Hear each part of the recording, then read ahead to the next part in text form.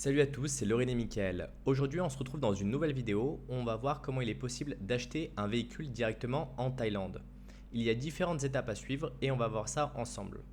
Pour commencer, il est important de se rappeler que le prix d'achat d'un véhicule de deuxième main en Thaïlande équivaut à peu près à un an de location d'un véhicule comme une voiture ou par exemple un scooter. Donc ça peut être vraiment très financièrement intéressant d'en acheter un si jamais vous restez sur le long terme. La première étape, c'est déjà de trouver où est-ce que vous pouvez acheter votre véhicule. Alors la manière la plus simple de le faire, c'est d'aller sur la Facebook Marketplace. Ici, vous retrouvez tous les véhicules de seconde main, que ce soit des garages auto autour de chez vous ou directement des particuliers. La procédure diffère légèrement en fonction de si vous achetez chez un particulier ou chez un garage auto. Faites très attention quand vous voyez des prix comme ça qui sont vraiment très attractifs.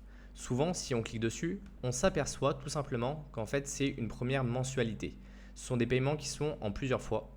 Je vous invite à aller vraiment voir les traductions. Vous cliquez ici et ici vous cliquez sur traduction si vous ne parlez pas forcément le thaï. Et là vous voyez qu'en fait c'est directement avec un paiement qui est mensualisé et donc le prix est beaucoup plus cher. Pourquoi ils font ça? Pour pouvoir remonter sur des prix qui sont beaucoup plus bas pour certaines personnes. Nous, après, ce qu'on va regarder, c'est par exemple des prix qui sont dans cette ordre de grandeur-là, qui sont des prix qui sont tout à fait normaux. Donc là, par exemple, 48 500 bahts, ce qui représente à peu près 1500 euros dans les grandes lignes. Et ici, vous retrouvez différentes informations. Là, on voit par exemple que c'est, je pense, un garage. On voit le propriétaire, on a les différentes informations et surtout, on a la localisation. Donc à partir de là, on contacte le vendeur. Et si c'est un garage, souvent on va aller voir directement la moto en garage et on va aller faire les contrôles habituels. C'est-à-dire qu'on va regarder l'état des pneus, on va regarder l'état des fourches, on va regarder l'état des joints, on va regarder l'état global de la moto, savoir s'il y a eu des accidents ou pas, savoir si elle a déjà été réparée, savoir si les filtres ont déjà été changés. Tous ces éléments-là sont hyper importants à prendre en compte. Voir le nombre de kilomètres qu'elle a aussi, c'est également très important de ce côté-là. Et si jamais vous l'achetez à un particulier, potentiellement, il parlera uniquement le thaï. Nous, c'est ce qui s'est passé. J'ai acheté une moto pour un montant d'environ 47 000 bahts et cette moto se situait à Lamphun. Lamphun, c'est une ville qui est à une demi-heure de Chiang Mai et souvent, vous trouvez des prix qui sont plus intéressants que dans les grandes villes même. Là, la moto, elle n'était pas exactement dans la ville de Lamphun, mais dans la province de Lamphun. Et pas de chance pour moi, elle était vraiment tout au sud de la province. Il y avait 3 heures de route entre mon appartement et directement la moto. En échangeant avec le propriétaire qui ne parlait que thaï, donc l'avantage si vous utilisez Google Trad, ça vous permet de communiquer quand même de manière assez simple. Il a eu la gentillesse de bien me l'amener directement sur Chiang Mai parce qu'en fait il venait travailler sur Chiang Mai. Donc il l'a chargé dans un camion et il me l'a apporté. À partir de là, bien sûr, en général vous avez certains engagements à lui donner. Ne jamais verser de l'argent au préalable, toujours attendre qu'il vous la montre. Allez l'essayer, ça se fait bien, c'est pas anormal en fait d'essayer un véhicule. Comme ça, vous regardez s'il n'y a pas des bruits bizarres, si par exemple il n'y a pas des problématiques avec les freins ou ce genre de choses. Dans tous les cas, ce que je vous conseille de faire, soit vous avez la possibilité d'être proche d'un garage et de faire la vérification dans un garage à côté pour qu'il vous donne l'état des réparations potentielles qu'il peut faire dessus, parce que c'est une seconde main. Soit vous n'avez pas forcément de garage à proximité, vous l'achetez en posant toutes les questions au vendeur et après vous l'emmenez dans un garage pour faire quand même les vérifications, pour vérifier par exemple que le châssis n'est pas fissuré. C'est pour ça que c'est très important de regarder qu'il n'y ait pas de traces d'huile ou ce genre de choses quand vous allez rouler un petit peu avec et qu'il n'y ait pas de bruit bizarre. Dans mon cas, la personne parlait uniquement thaï et je n'avais pas les compétences pour échanger directement avec elle sur place et lui poser l'ensemble des questions. Donc là, vous avez plusieurs possibilités qui s'offrent à vous dans ces cas-là. Soit vous trouvez quelqu'un que vous connaissez qui parle anglais thaï, français thaï et qui vous fera la traduction et qui maîtrise vraiment ces aspects-là. Soit moi je suis passé par directement mon école où on a la possibilité par exemple de donner un peu d'argent à un professeur pour qu'il nous fasse la traduction. En général il l'a fait au téléphone et dans ces cas-là, eux ils ont plutôt l'habitude et donc ils vont vraiment demander l'ensemble des documents. Je vais vous montrer les documents qui sont nécessaires. Le premier, c'est directement ce qu'on appelle en fait le Green Book. Ça ressemble à ça. Si jamais la personne n'a pas le Green Book, n'achetez surtout pas le véhicule. C'est-à-dire qu'il n'est pas le propriétaire. Il peut vous donner toutes les excuses du monde, vous ne serez jamais propriétaire, même si vous avez les clés du véhicule, si vous n'avez pas ce Green Book là. C'est, je pense, le document le plus important. Ensuite, vous avez plusieurs documents. Donc ici, je vous le montre. Vous avez besoin en fait d'un certificat de résidence, mais ça c'est plutôt quand vous allez l'inscrire. Mais surtout, ce qu'il va falloir, en fait, comme je vous le disais, c'est d'abord le Green Book. Ensuite, il vous faut une photocopie, en fait, du propriétaire, de la carte d'identité du propriétaire. Et si jamais c'est un étranger, il faut que ça soit le passeport. Il faut également des informations sur le propriétaire, son numéro de téléphone, son adresse. Vous verrez, il y a des documents, en fait, directement à pré-remplir. Ces documents sont tout en taille. Donc moi, la personne me les a donnés, il les avait déjà pré-remplis.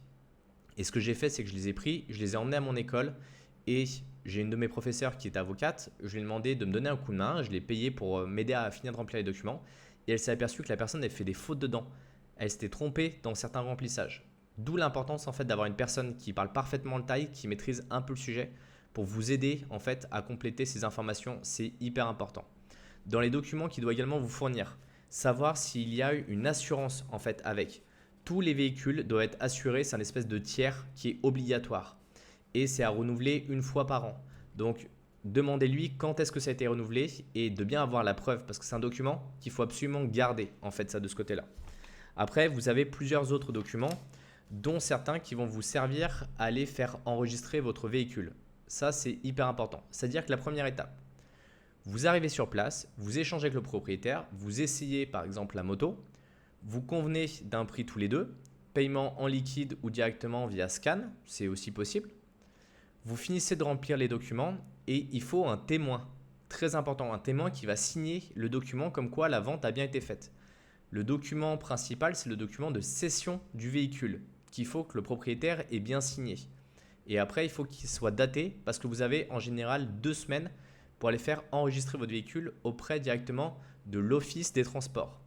Cet Office des transports à Chiang Mai, il est ici. C'est le Chiang Mai Provincial Land Transport Office. C'est le même endroit où vous allez faire vos permis. Donc ça, c'est hyper important. Donc une fois que vous avez conclu la vente, vous récupérez la moto, vous allez l'essayer, vous faites ce que vous voulez avec derrière, elle vous appartient. Par contre, il faut aller faire l'enregistrer. Donc vous allez à l'endroit que je vous ai présenté et il y a plusieurs étapes. La première, ça va être d'aller au bureau d'accueil d'information pour qu'ils finissent de remplir un des documents. Il y a un des documents, c'est eux seuls qui peuvent les remplir. Normalement, il vous faudra également avoir un certificat de résidence que vous auriez demandé au préalable avant d'aller là-bas. Le certificat de résidence, il s'obtient auprès de l'immigration. Il faut tout un tas de papiers pour l'obtenir. Moi, j'ai préféré passer par mon école. Normalement, c'est 500 bahts le prix standard pour l'obtenir si vous allez directement à l'immigration. Ça prend 2 à 3 jours en fonction des immigrations. Et nous, il nous facturait le service 1000 bahts, mais il s'en occupait totalement. Donc moi, j'aurais payé 1000 bahts pour qu'il s'en occupe directement à ma place. Une fois que vous avez ce document-là, les documents remplis, vous pouvez aller justement à l'Office des transports. À l'Office des transports, on va vous remplir un premier document. Et ensuite, ce qu'on va vous demander, c'est d'avoir une copie de votre visa et de votre passeport. Soit vous l'avez déjà amené, soit vous pouvez directement le faire sur place pour quelques bahts. Ça coûte vraiment pas très cher. Et c'est là où les bureaux d'administration thaï sont globalement assez bien organisés. À partir de là, il faut que vous alliez au deuxième comptoir où vous allez faire enregistrer votre véhicule. Ça s'appelle enregistrement des véhicules. Je vous montrerai dans la vidéo sur le côté. Une fois que vous avez fait ça, on va vous demander de faire contrôler votre véhicule. Ça, c'est dans un autre bâtiment qui est derrière. Vous avez un bâtiment qui est spécialisé pour les voitures et les camions et un autre pour les motos. Quand vous arrivez celui pour les motos, on va vous donner un numéro de queue en fonction du nombre de véhicules qui sont devant vous. Vous posez votre moto, la personne va regarder en fait le numéro de série. Ce qu'elle va faire, c'est qu'elle va mettre un scotch sur l'endroit où il y a le numéro de série. Elle va frotter avec un crayon pour avoir le numéro de série qui est marqué sur le scotch, tout simplement. Il va faire un contrôle rapide visuel, mais vraiment très très léger. Et à partir de là, il va vous donner un document à apporter au bureau de validation du contrôle des numéros de série. Et ça, c'est le bureau qui s'appelle 119 à Chiang Mai. Pour les autres villes, je ne sais pas comment ça se fonctionne, mais en tout cas, Chiang Mai, ça fonctionne de cette manière-là. Une fois que vous avez ce document-là, et c'est là où moi j'étais un petit peu perdu parce que les gens parlent majoritairement thaï dans ces offices. J'ai eu la chance de tomber sur un thaï qui était très gentil, qui m'a dit de le suivre et du coup qui m'a emmené d'un bureau à l'autre sur cette partie-là, contrôle de véhicule, parce que j'avais un peu de mal à comprendre où il fallait aller. Vous devez retourner, une fois que vous avez le document de validation du contrôle du numéro de série, vous devez retourner au comptoir d'enregistrement du véhicule, là où vous étiez allé juste après le bureau d'information. Et là, on va vous donner un nouveau numéro. Et avec ce nouveau numéro, vous allez au comptoir qui s'appelle DLT, qui est le comptoir numéro 9, où en fait, vous allez payer le changement de propriétaire de manière officielle, la fin de l'enregistrement. Là, j'ai patienté 1 h 30, c'était super long. Je suis tombé sur une personne qui était lente comme pas possible. Et il y avait 15 personnes devant moi, donc ça a pris 1 h 30. Voilà, ça c'est vous et votre chance, en fonction de l'heure à laquelle vous venez. Essayez peut-être de venir plus tôt. Moi, je suis venu vers 10 h du matin et je suis reparti vers midi. Le contrôle a été très rapide, mais l'enregistrement des documents sur le dernier bureau a pris une éternité. Et j'ai payé 455 bahts. Prenez toujours du liquide. Ils n'acceptent pas la carte bleue ni le scan. Il faut absolument du liquide pour pouvoir payer là-bas. Très important. Une fois que vous avez tout ça, on va vous mettre à jour directement votre Green Book. Dedans, vous allez voir, il y aura votre nom, votre prénom et votre numéro de téléphone. Il y aura tous les éléments pour dire que vous êtes le nouveau propriétaire. On vous donnera également un reçu comme quoi vous avez bien rempli l'ensemble des informations qui prouveront que vous êtes bien le nouveau propriétaire du véhicule. À partir de là, la seule chose sur laquelle il faudra faire attention, c'est le renouvellement de cette assurance de tiers. Mais voilà en tout cas comment vous pouvez faire. C'est pas très compliqué, ça demande juste un petit peu de temps, un peu de gestion de papier. Et il faut s'assurer de certains éléments et de ne pas acheter des choses des fois qui sont trop abîmées. L'avantage du Green Book, quand vous regardez les pages précédentes, vous voyez l'ensemble des propriétaires. Et c'est comme ça également qu'on s'aperçoit si la moto est passée entre beaucoup de mains ou si elle a eu un ou deux propriétaires. Dans mon cas, j'ai eu la chance, il y avait uniquement 2 propriétaires alors que la moto elle a déjà 10 ans. C'est-à-dire que les gens qui la gardaient, ils la gardaient sur le long terme.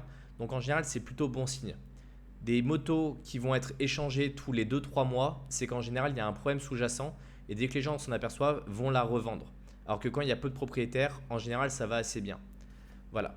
J'espère en tout cas que cette vidéo vous a aidé. J'espère que vous avez appris des choses et que maintenant vous savez comment on peut acheter et vendre un véhicule. Les décotes peuvent être assez rapides sur les véhicules qui sont neufs.